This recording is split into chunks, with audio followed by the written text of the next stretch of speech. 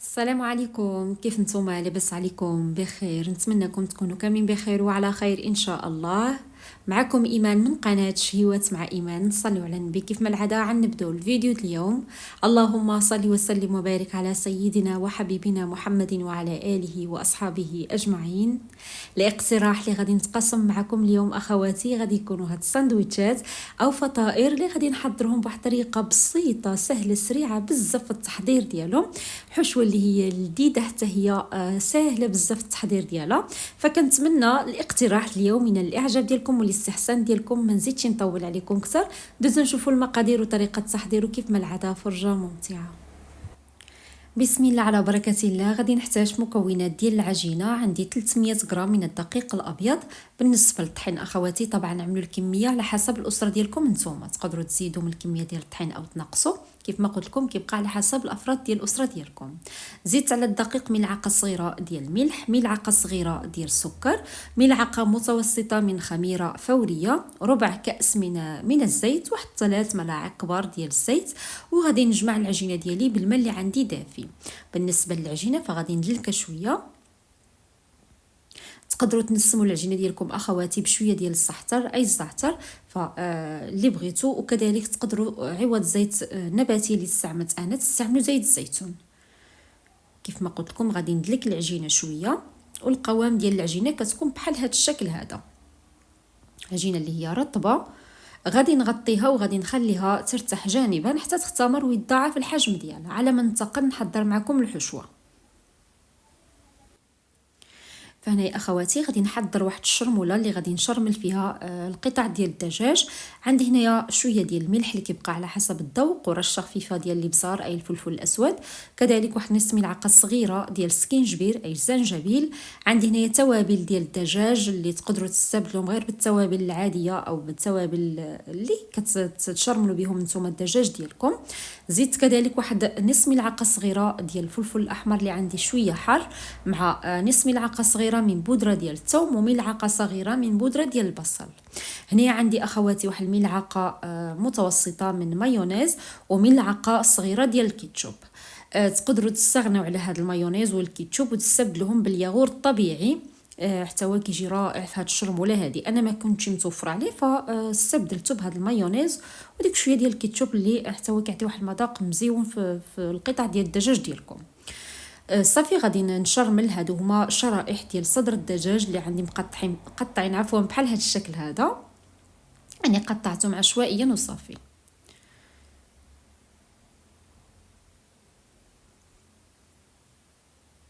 فبالنسبه للحشوه اخواتي تقدروا نتوما عوض الدجاج تستعملوا الكفته او لا تعملوا ميكس ما بين الدجاج والكفته حتى اذا كتجي حشوه اللي هي لذيذه.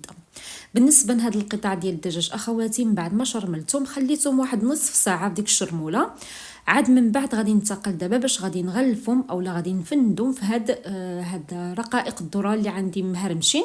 تقدروا تستبدلوهم بلا شابلوغ او الخبز المحمص اللي كيكون مطحون، غير هو هذا كيكون احسن. هذا كيجيو مقارمشين وكيجي فيهم واحد اللون مذهب واخا كنطيبوهم في الفرن. الكورن فليكس او رقائق الذره، اما تاخذوهم هذوك الرقائق الذره اللي كيفطروا بهم الاطفال ديالكم، الكورن فليكس اللي كيفطروا به الاطفال ديالكم، اما نتوما تاخذوه تهرمشوه يعني تهرسوهم تطحنوهم شويه، او لا تاخذوهم كيتباعوا جاهزين. انا هادو كناخذهم جاهزين من ميركادونا. صافي من بعد ما غلفت عفوا القطع ديال الدجاج ديالي مزيان في ديك رقائق الذره، عملتهم في واحد الصينيه. عاد كنزيد لهم شويه ديال الزيت على الوجه ديالهم. كيف ما لاحظتوا معايا في الشرموله ما استعملتش الزيت، فضروري من ديك الخويطه ديال الزيت اللي كنزيدوا لهم على الوجه ديالهم باش ما كيجيوش ناشفين واخا غادي نطيبوهم في الفرن. خويط رقيق ديال الزيت. هنا اخواتي ديك شويه ديال الشرموله اللي بقات لي في هذا التفصيل، هذه الشرموله اللي كنت شرملت بها ديك الشرائح ديال الدجاج، وضعت فيها شويه ديال البطاطا. عندي واحد 3 حبات متوسطين ديال البطاطا اللي قطعتهم مربعات صغارين. زدت فقط غير شويه ديال الزيت لان الشرموله ما فيهاش الزيت، فزيد شويه ديال الزيت وشويه ديال الملح. صافي كنشرمل البطاطا اللي عندي مزيان، وغادي نعملها حتى هي في هاد الصينيه اللي غادي نطيبو مره واحده. نعملها في هاد الصينيه ديال الفران. انا الصينيه ديال الفرن ديالي وضعت فيها ورق ديال الفرن، هيدا كتسهل عليا وصافي. اذا ما كنتوش متوفرين على ورق ديال الفرن فضروري الصينيه ديال الفران اخواتي دهنوها بالزيت.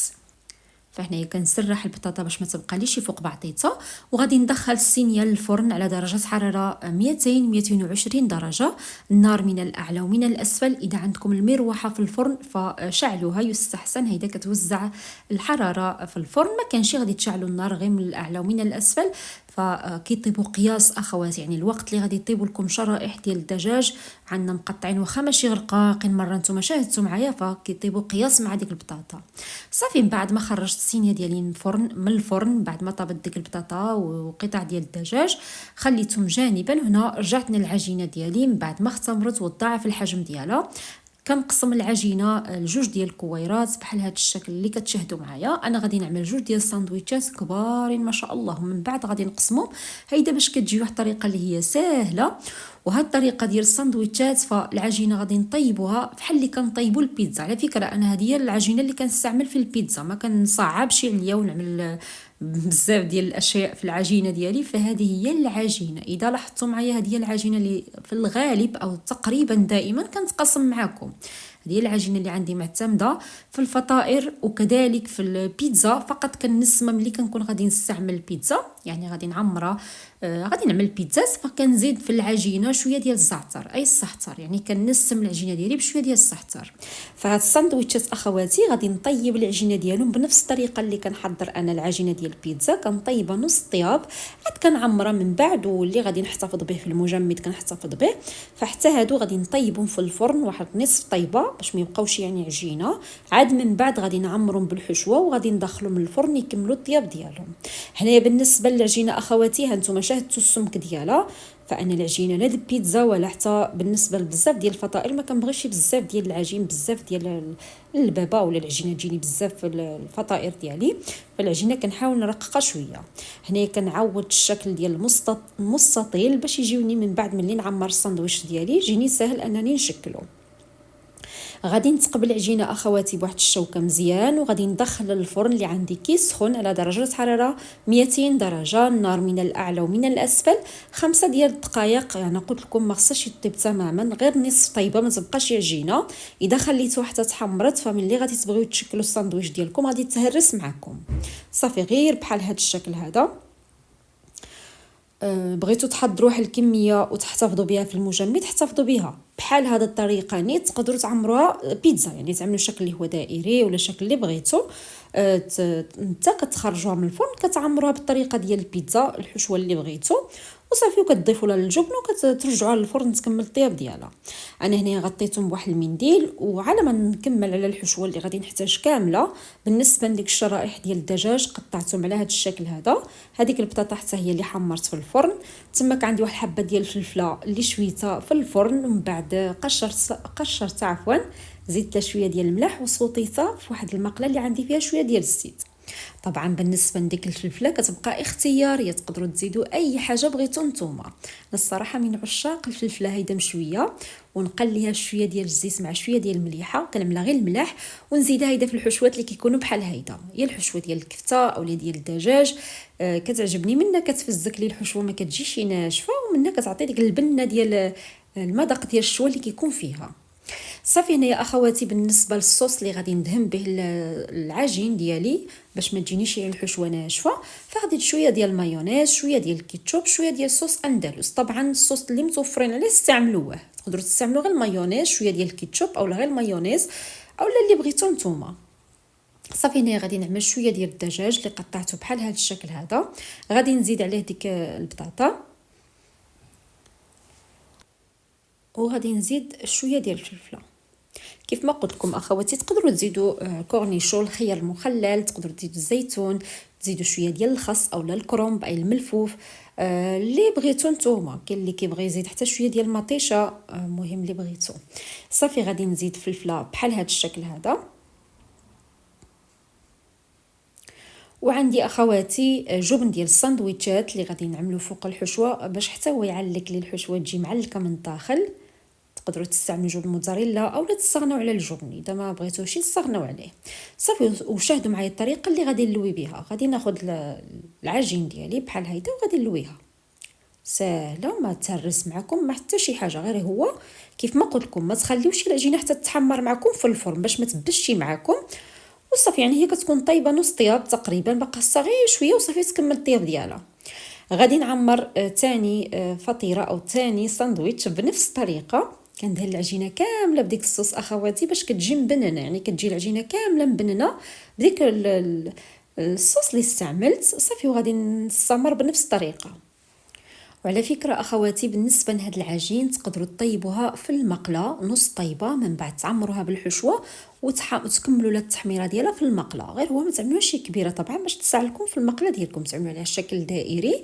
طيبوها بجوج ديال الجوايه نص طيبة، تعمروهم بحال الخبز ديال الشاورما، يعني نفس الطريقه كنطيبوها في المقله، من بعد كنعمروها بالحشوه، من بعد اما كنعملوها في الاله ديال البانيني اولا كنحمروها في الفرن في المقله عفوا، فاللي بغيتو.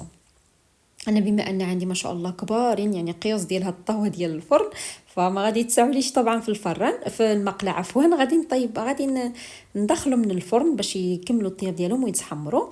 هنايا فقط بقات لي شويه ديك الصوص، دهنت لهم الوجه ديالهم بديك الصوص وزيدت شويه ديال الجبن على الوجه ديالهم، وغادي ندخلهم للفرن النار من الاسفل ومن الاعلى كيف ما قلت لكم باش يزيدوا يكملوا الطياب ديالهم. ديك الجبن يذوب ويتحمر صافي، وكنخرجوهم بحال هذا الشكل هذا كيجيو بحال هيدا. من بعد غادي نقسمهم طبعا المرصوات، كل واحد غادي ياخذ القطعه ديال الطريف ديالو.